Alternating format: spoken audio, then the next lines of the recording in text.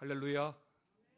오늘은 광고를 통해서 말씀드린 대로 가정의 달, 또 어린이 주일입니다. 우리 교회가 특별히 몇 월은 무슨 달, 몇 월은 무슨 달 이렇게 지키지는 않고 특별한 절기를 우리가 지키지는 않지만 그럼에도 불구하고 우리가 상식적으로 알고 있는 5월은 가정의 달이고 11월은 감사의 달이다라고 우리가 여기고 있습니다. 이 가정의 달 5월은 무엇보다도 다시 한 번 더 가정의 소중함을 돌아볼 수 있는 시간이 좀 되어야 되겠습니다. 오늘 말씀도 그런 관점에서 준비를 했고요. 그리고 또한 오늘은 어린이 주일입니다. 돌아오는 수요일이 어린이날인데요. 물론 우리 꿈나무 부서에서는 우리 꿈나무 지체들을 위해서 조그마한 선물을 준비를 하겠지만 우리 꿈나무가 사실은 너무나 많이 약합니다. 코로나라고 하는 큰 변명거리가 있습니다마는 그럼에도 불구하고 우리 교회 규모에 비해서도 우리 교회 꿈나무는 너무나 약합니다. 우리가 지금 교육관 건축을 준비하고 있지 않습니까? 주부에 보시면 아시겠지만 그 타이틀을 다음 세대를 위한이라고 했습니다. 그 다음 세대가 누구인가요? 지금의 꿈나무, 푸른 나무, 의의 나무들이겠지요. 그러면 그 꿈나무, 나무들이 자라고 풍성해지면 결국 뭘 이루게 됩니까? 숲을 이루게 되는 거예요. 저는 우리 교회 교육관이 그런 숲이 되기를 바랍니다. 그러기 위해서라도 여러분 우리 꿈나무 아이들 관심 가져주시고 또 기도 많이 해주시고 지역에 아이들 전도할 수 있는 기회가 있을 때 마다치 말고 복음을 전하고 전도해 주시면 좋겠습니다. 사실은 꿈나무보다는 푸른 나무가 더 전도하기가 어렵고 푸른 나무보다는 의의 나무가 더 어렵습니다. 다시 말하면 가장 복음을 쉽게 받아들일 수 있는 세대가 지금 꿈나무 또래 어린이들이거든요. 우리가 나중에 주님 만났을 때에 전도에 대한 생명에 대한 책망을 받지 않기 위해서라도 성도의 인생을 살아갈 때에 전도자로서 한 생명을 소중히 알고 좀 전도할 수 있는 데에 집중해 주시면 좋겠습니다. 특히 우리 꿈나무에 많은 관심을 가지시고 기도해 주시면 좋겠습니다. 말씀드린 대로 5월은 가정의 달이라 오늘부터는 간단하게 가정에 대한 말씀을 드리려고 합니다. 그 첫 번째로 오늘은 하나님과 하나님의 말씀을 드리려고 하는데요. 제가 인터넷에 찾아보니까 행복한 가정을 만드는 10계명이라고 나와 있더라고요. 잠시 한번 올려봐 주시겠습니까? 행복한 가정을 만드는 10계명입니다. 이 10계명은 가정치유 상담연구원에서 만든 겁니다. 여기 10계명을 보시면 10개의 가정이 행복한 요소를 말씀해 주고 있는데요. 한번 제가 읽어보겠습니다. 첫 번째는 가정의 가장 좋은 상비약은 칭찬과 감동이다. 이게 첫 번째 계명입니다. 두 번째는 잔소리로는 배우자, 자녀를 바꾸지 못해요입니다. 세 번째는 가족을 변화시키는 힘은 지적이 1점이고 칭찬이 3점이고 감동이 5점인 것을 잊지 마세요. 4번입니다. 가족의 결정에 대해 나와 다른 것이지 틀린 것은 아니다 라는 것을 기억하세요. 5번, 배우자의 부족함을 채우려고 하나님이 그에게 보내셨구나 라고 생각하면 밉지 않아요. 6번입니다. 가족을 위한 특별한 음식을 만들어 관심과 배려를 나눠주세요. 7번, 아빠도 엄마도 너만큼 못해서라며 자녀들과 눈높이를 맞춰보세요. 8번, 사랑해요, 고마워요라고 먼저 표현하면 가족이 행복해져요. 9번, 온 가족이 거실에 모여 잠을 자며 대화하는 잠포지음을 실천해 보세요. 10번, 디도서 2장 8절로 밥을 짓고 로마서 8장 28절로 반찬을 만들면 요한복음 14장 27절에 만찬으로 가족이 모두 행복해요 라고 했습니다. 물론 성경이 아닙니다. 가정치유상담연구원에서 행복한 가정을 꿈꾸면서 10계명에 준한 10가지 계명, 가정이 지켜야 할 10가지를 이렇게 만들어 보았습니다. 여러분, 첫 번째 계명, 우리가 10계명 중에서도 첫 번째 계명은 그 첫 번째가 주는 의미가 있습니다.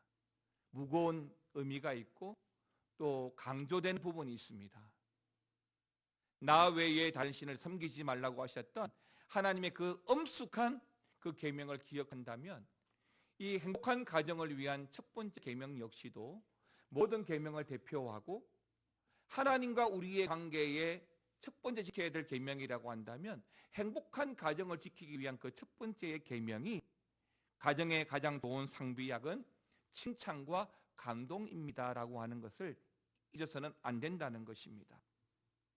여러분, 상비약이라고 하는 것은 갑자기 다칠 때에 아플 때에 그때를 대비해서 항상 집에 두고 쓰는 약을 상비약이라고 하지 않습니까? 마찬가지로 우리 가정에 어떤 문제로 말미암아 위기가 생기고 어려움이 생길 때를 대비해서 항상 두고 사용해야 할 약이 바로 칭찬과 감동이다라고 하는 것입니다. 그러니까 무슨 말이냐면 힘들수록 우리 가정에서 칭찬과 격려를 많이 해줘야 하는 겁니다. 그리고 두 번째는 잔소리로는 배우자를 바꾸지 못해요. 잔소리로는 자녀를 바꾸지 못해요 라고 했는데요. 반대로 가족을 변화시키는 것은 아까 여러분 보셨겠지만 다시 한 번 더 올려주시겠습니까? 두 번째 거 보시면 지적이 몇 점입니까? 지적은 1점입니다. 그리고 칭찬은 몇 점이죠? 3점이고 감동이 5점입니다. 그러니까 무슨 말씀이냐면 지적하기보다 칭찬하면 3배의 효과가 있고 또 감동을 주면 5배의 변화가 된다라고 하는 것입니다. 여러분, 가족이나 배우자가 부족한 것 때문에 또는 잘못한 것 때문에 그 때문에 화가 나면 하나님께서 그 부족함을 채우려고 나를 보내셨구나라고 생각하면 그 마음이 사라집니다. 저도 그랬지만 보편적인 가정을 보게 되면 남편과 아내가 닮아간 것은 맞아요. 닮아간다라고 하는 말은 무슨 말입니까? 서로가 달랐다는 것이죠.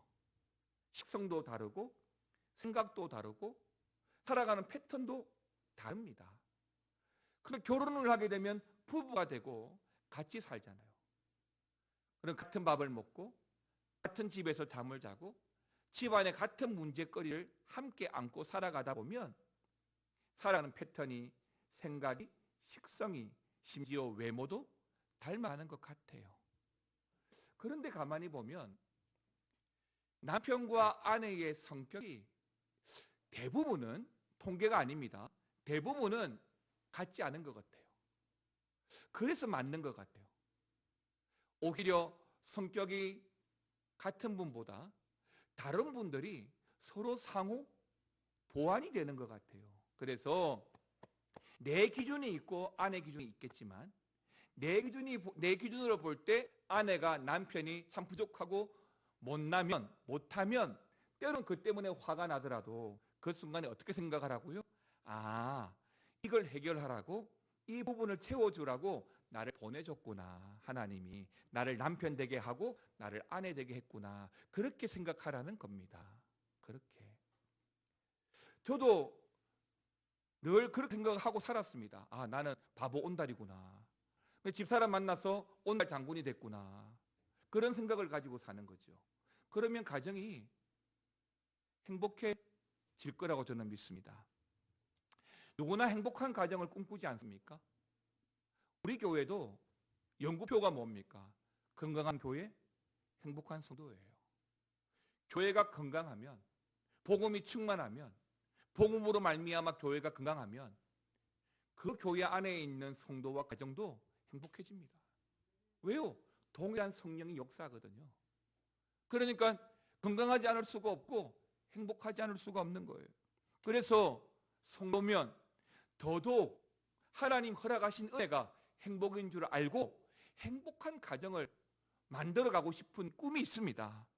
그래서 조금 전에 가정치유상담연구원에서 말한 행복한 가정을 만들기 위한 이 10계명 말고도 행복한 가정을 위한 조언들이 되게 많더라고요.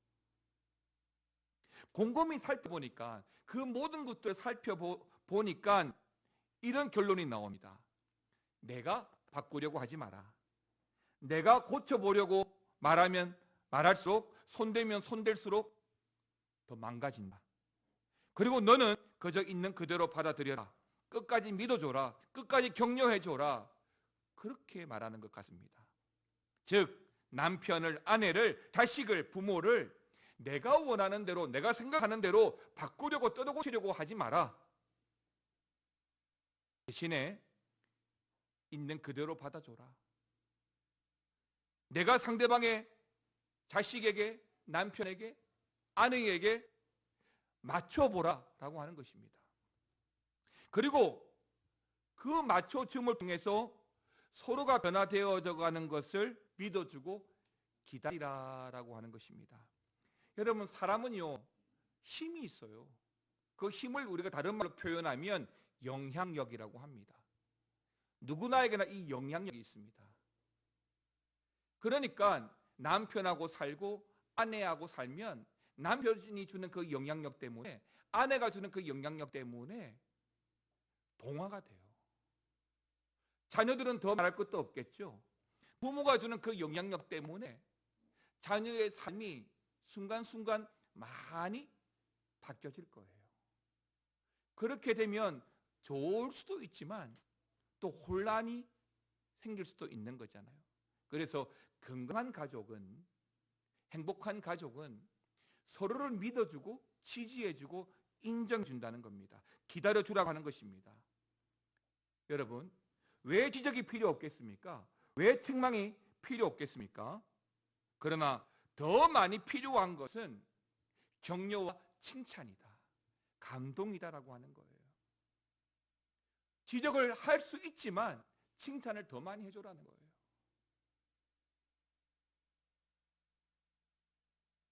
혹시 아무리 예를 써도 기대하는 만큼 안 바뀐다, 그러면 그대로 인정해주고 그대로를 사랑해주라는 겁니다. 여러분, 세상은 못 그럽니다. 세상은 그렇게 기다려주지 않습니다. 못나면 못난 대로, 좀 표현이 죄송하지만 폐기처분하고 또 열등하다라고 무시합니다. 가정은 안 그렇잖아요. 가정은 잘나도 못나도 내 자식이잖아요. 얼마 전 뉴스에 보니까 21세 된 한 의뢰생 한 명이 한강변에서 죽었어요. 그 죽게 된 그 청년의 아버지가 없어진 바로 그 다음날 인터넷에 올리고 현수막을 붙이고 경찰에 신고하면서 제발 내 아들을 살려달라고. 결국 시신으로 발견되었습니다. 근데 아버지가 뭐라고 합니까? 만약에 내 아들이 누군가에게 타살이 되었으면, 살해를 당했으면 반드시 범인을 잡아주시고, 만약에 우리 아들이 술로 인한 실수한 것이라고 한다면 이번 기회에 잘못된 음주 문화를 좀 고쳐달라고 그렇게 하는 말을 들었습니다. 부모에게는 내 자식이 잘하든 못하든 하나밖에 없는 가장 소중한 생명이에요.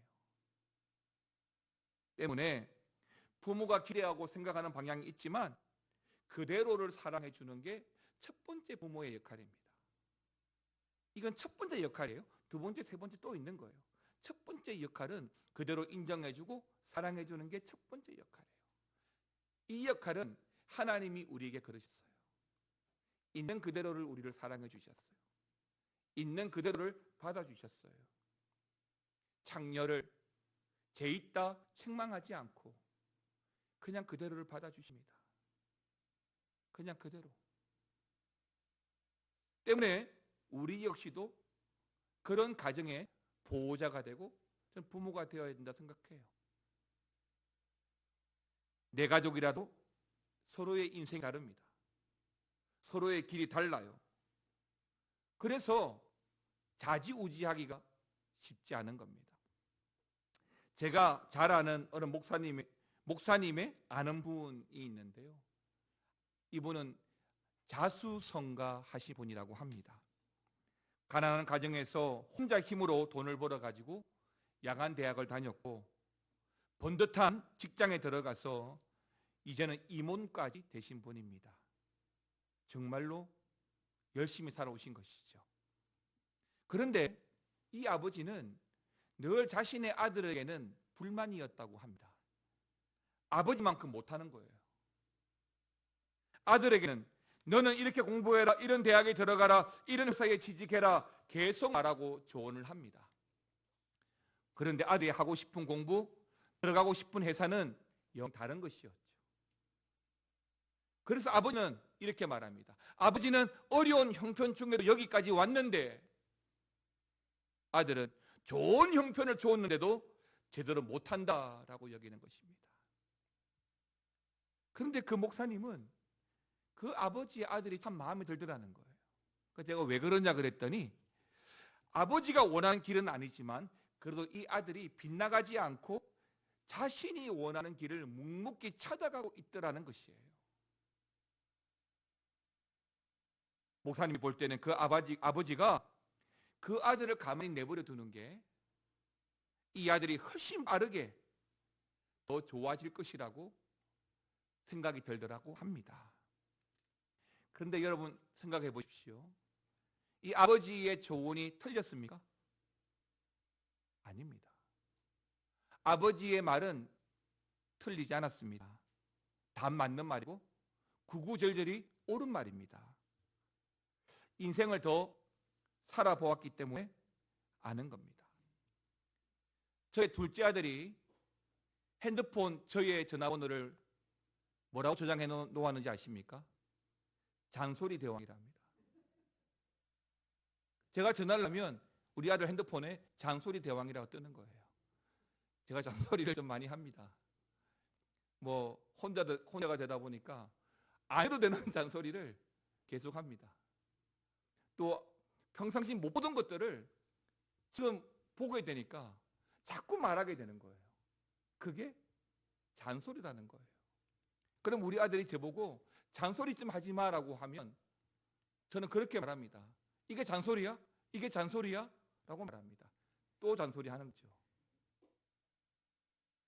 옳은 말이지만 아이에게 감동을 주지 못하면 그건 잔소리가 되는 게 맞습니다. 잔소리가 틀렸다라고 하는 말은 아닙니다. 다만 아이에게 감동을 주지 못하면 그게 잔소리가 된다라고 하는 것이죠. 부모와 배우자의 첫 번째 역할은 내가 원하는 대로 뜯어 고치는 게 아닙니다. 가족이라 할지라도 나와 다른 인생을 살아갈 사람이고 살아온 사람이기 때문에 각자의 길을 찾아가도록 하나님의 소명을 알아가도록 준비해 가도록 기도해주고 응원해주고 또 지원해주는 겁니다.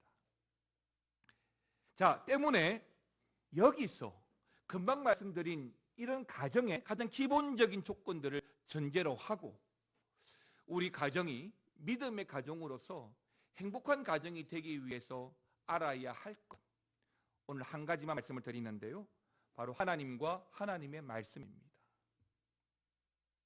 그러니까 우리를 정말 바꿀 수 있고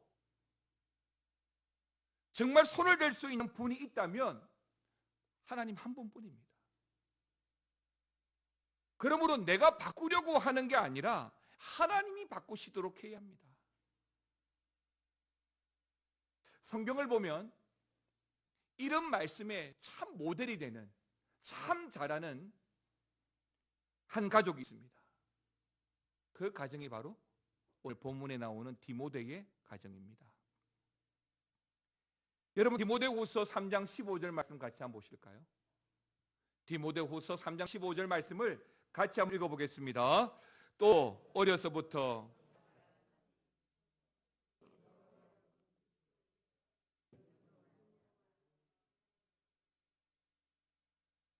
아멘이며, 여러분 한번 묻겠습니다. 성경은 우리로 하여금 예수 안에 있는 믿음으로 말미암아 구원에 이르는 지혜가 있는 줄 믿습니까? 안 믿습니까? 성경이 우리가 구원에 이르는 그 지혜가 있는 줄 믿습니까? 근데 여러분, 그러면 디모데에게 어려서부터 뭘 가르칩니까? 성경을 가르쳤잖아요. 성경을. 이게 얼마나 중요한 가치인지 몰라요. 세상의 가치는 영어 단어를 암기하게 합니다. 수학 문제를 풀어가게 합니다. 그 후에 지문을 이해하게 합니다. 그래야 성적이 올라가거든요. 맞습니다. 그런데 이건 성적이죠. 물론 좋은 성적은 우리의 삶을 더 낫게 합니다. 다시 한번 정리하겠습니다. 우리의 삶을 더 낫게 하는 게 이꼴 행복이라는 가치와 부합됩니까? 때문에 성경은 우리에게 무엇을 말하느냐? 어려서부터 성경을 알았나니. 이게 중요한 가치라는 거예요. 그럼 왜 디모데의 가정은 어려서부터 디모데에게 성경을 가르치느냐?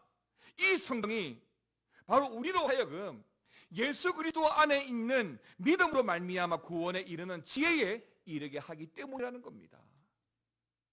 그래서 디모데의 가정은 어려서부터 성경을 가르쳐 왔습니다.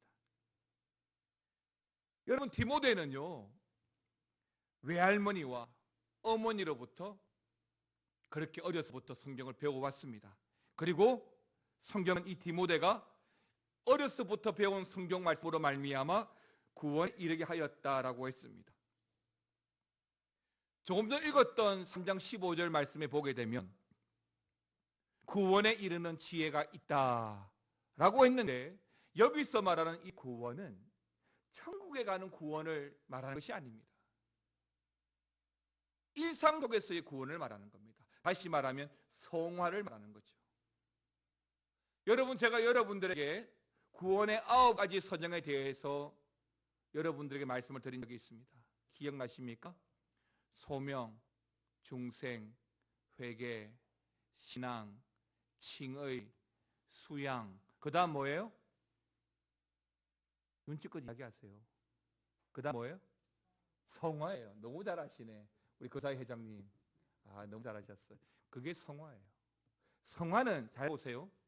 하나님이 처음 나를 부르신 소명의 순간에서부터 중생, 회개, 신앙, 그리고 하나님 나를 어렵다라고 인정하시고 성도의 삶을 살아가면서 결국 이 세상에서 궁극적으로 이루고 살아가야 될 모습이 성화예요. 성화 다음에 뭐예요? 견인, 영화예요. 끝이에요. 맞습니다. 본문에서 말하는 이 구원은 성화에 이르는 구원이에요. 일상 속에서 하나님을 경험하고 하나님을 닮아가는 무엇이 성경이 그러하다는 겁니다. 결국 디모데를 디모데 되게 만드는 것은 뭐예요? 성경이고 하나님의 말씀이었다는 겁니다. 사랑하는 성도 여러분, 아시는 대로 디모데는 참 믿음이 좋았습니다. 오늘 본문 1장 5절 말씀 보시겠습니다. 오늘 본문 1장 5절 말씀 같이 읽겠습니다. 이는 내 속에 거짓이 없는 믿음이 있음을 생각함이라. 이 믿음은 먼저 내 외조모 로이스와 내 어머니 유니게 속에 있더니 내 속에도 있는 줄 확신하노라. 아멘입니다. 사도 바울은 이런 디모데의 신앙을 칭찬하고 있는데요, 이 1장 5절 말씀 한번 보십시오. 서두에 뭐라고 했습니까? 어떤 믿음이라고 했습니까? 거짓이 없는 믿음이라고 칭찬하고 있습니다. 이 말을 의역으로 풀어서 말씀드리면 진실한 사람이고 신실한 사람이다, 내가 믿을 만한 사람이다 라고 칭찬하고 있는 것입니다. 다시 1장 2절 말씀만 보시겠습니다. 1장 2절, 사랑하는 아들 디모데에게 편지하노니 하나님 아버지와 그리스도 예수 우리 주께로부터 은혜와 긍휼과 평강이 내게 있을지어다. 그런데 이 1장 2절에 보게 되면 바울이 디모데를 뭐라고 부릅니까? 아들이라고 부르는 거예요. 아들이라고. 사랑하는 내 아들이라고 부르는 겁니다. 이것만 보더라도 두 가지, 바울이 얼마나 디모데를 좋아하는지, 바울이 얼마나 디모데를 인정하는지 알 수 있습니다. 사실 성품적으로만 보더라도 디모데의 성품은 성경에 나와 있는 어떤 사람들보다 탁월합니다. 디모데의 성품하면 온유, 신실함이 있습니다. 그런데 그런 좋은 믿음과 좋은 성품을 가질 수 있었던 이유가 뭐냐면, 해보십시오. 물론 어렸을 때부터 성경을 알았기 때문입니다. 근데 잘 보십시오. 누구를 통해서? 그의 어머니 유니게와 외할머니 로이스, 그 분들의 신앙 때문이었다는 겁니다. 제가 지난번에 교회에 대해서 설교를 하면서 교회의 많은 모습들이 있잖아요. 여러분들 섬겨주시는 많은 모습들, 그것은 교회 안에서 이렇게 해라 저렇게 해라 학습하고 훈련을 통해서 우리가 습득한 것이 아닙니다. 대부분들은 선배들의 모습을 통해서 그냥 학습되어지는 거예요. 쉽게 말하면 모델이 되고 본보기가 되어서 학습이 되어서 강단을 쓸고 닦고, 또한 교회 화분을 정리하고, 또 교회에 와서 기도하고, 그렇게 하는 거예요. 그러니까 저는 오늘 이 로이스나 유니게가 저처럼 이렇게 해 저렇게 했다고 생각하지 않습니다. 물론 그렇게 할 때 많았겠지요. 다만 성경에서 이 디모데가 어렸을 때부터 성경을 알았다라고 했습니다. 배웠다 하지 않고 알았다고 했어요. 무슨 말이냐면 어머니의 모습을 보고 할머니의 모습을 보고, 예수 믿는 건 저렇게 하는 거야, 신앙생활은 저렇게 하는 거야, 그렇게 배워 알았다는 것입니다. 그런데 특별히 이러한 모습이 귀한 이유가 있습니다. 사도행전 16장 1절을 같이 한번 읽어보겠습니다. 읽겠습니다. 바울이 더베와 루스드라에서 이름에 거기 디모데라는 제자가 있으니 그 어머니는 믿는 유대 여자요 어머니는 믿는 유대 여자요라고 설명을 하고 있는데, 아버지는 뭐라고 설명했습니까? 헬라인이라고 했습니다. 디모데의 이름이 헬라 이름입니다. 그 이유는 아버지가 헬라인이기 때문이지요. 따라서 어머니는 믿는 유대인이라고 굳이 설명하고 있는데, 아버지는 그 수식하는 믿는이라고 하는 단어가 없는 것으로 보아서 어쩌면 이 아버지는, 디모데의 아버지는 하나님을 모르는 사람일 수도 있는 겁니다. 그리고 당시의 사회도 그렇지만 이 디모데가 자라면서 사실은 아버지로부터 헬라 문화나 세상의 영향을 많이 받을 수도 있었습니다. 그럼에도 불구하고 이 디모데는 자라면서 엄마와 외할머니로부터, 또 엄마와 외할머니께서 디모데를 신앙적으로 잘 양육했다라고 하는 것이겠죠. 사랑하는 성도 여러분, 지금은 신방을 못 가지만 제가 신방을 보통 가게 되면 어머니의 신앙을 참 강조한 적이 많습니다. 왜냐하면 부모가 있지만 아버지는 사회생활을 하다 보니까 사실은 어머니에 비해서 가정에 대한 관심도가 떨어지는 편입니다. 어머니는 어릴 적부터 아이를 낳고 수유를 하면서 자식에 대한 마음이 특심이에요. 그러한 가정 속에서 자라오는 아이들은 그냥 자연스럽게 엄마의 영향을 받을 수밖에 없는 거예요. 엄마의 생각, 엄마의 말투, 엄마의 사회생활, 아버지는 누구를 만나는지, 무슨 일을 하는지 잘 몰라요. 근데 엄마에 대해서는 그렇게 알아갑니다. 그래서 이 디모데는 그의 엄마로부터, 할머니로부터 참 좋은 영향을 많이 받았다. 그래서 여러분, 행복한 가정, 명문 가정의 특징은 믿음의 좋은 부모가 있는 거예요. 여러분들이 믿음의 좋은 어머니가 되시기를 주의 이름으로 축원합니다. 그러면 할머니, 어머니, 그리고 디모데 3대가 됐잖아요. 3대가 되면 이거는 명문 가정이죠. 바로 그 신앙이 하나님이 디모데를 세상으로부터 지켜주고 변화시켜주는 것이었습니다. 디모데의 이름이 헬라 이름이다라고 말씀드렸는데, 헬라어로 그대로 부르면 디모테우스라고 합니다. 이 데우스라고 하는 말은 히브리어로, 헬라어로 하나님이에요. 그래서 이 디모데의 뜻은 하나님을 공경하는 자인 것이죠. 그렇게 디모데는 그 이름대로 자라면서 분명히 그 외할머니와 그 어머니가 하나님을 공경하는 모습을 보고, 교회 앞에 충성하는 모습을 보고, 예배하는 모습을 보고 자기도 그렇게 했을 겁니다. 신앙은 입으로 가르친다고 가르쳐지는 게 아니에요. 신앙은 이론이 아니에요.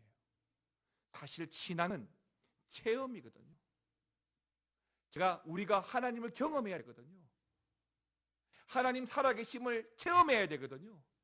그래야 신앙이 시대가 흘러도 변질되지가 않아요.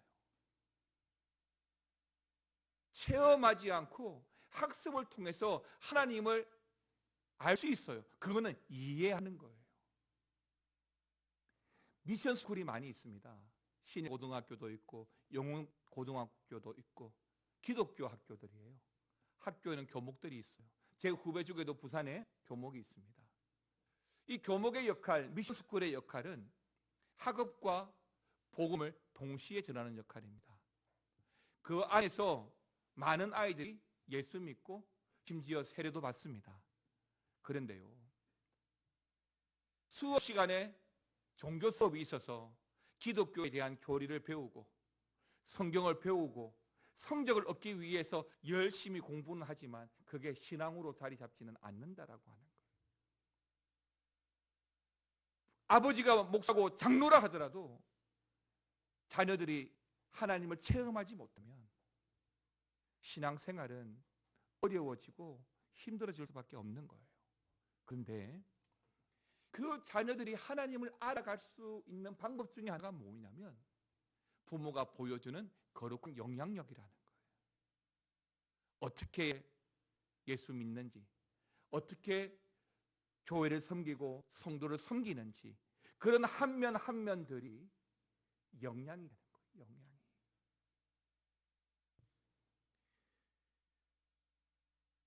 부모가 진심으로 하나님을 공경하는 모습을 보이고 성품에 변화되는 모습을 보여야 자식도 그렇게 따라가는 겁니다.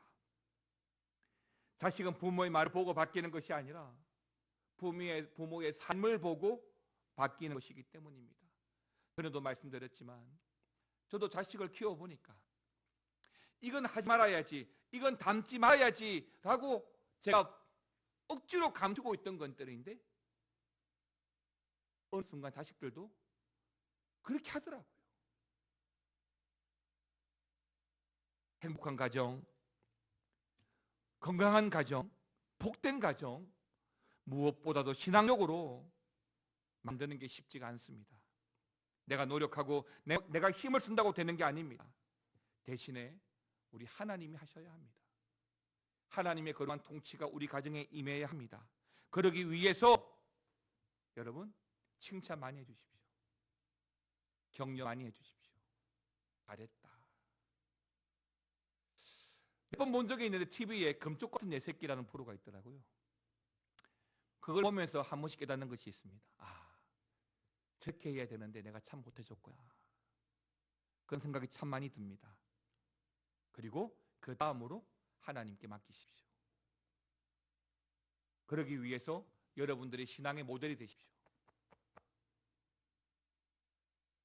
그러면 하나님께서 외조모와 어머니를 통해서 디모데를 세워주셨듯이 여러분들을 통해서 건강한 영적 계보가 이어지고 또 거룩한 계승자를 통해서 믿음의 명문 가정이 행복하게 세워질 거라고 믿습니다. 저와 여러분의 가정이 예수 안에서 행복한 가정, 복된 가정 되시기를 주의 이름으로 축원합니다. 함께 찬양 드리겠습니다. 행복입니다.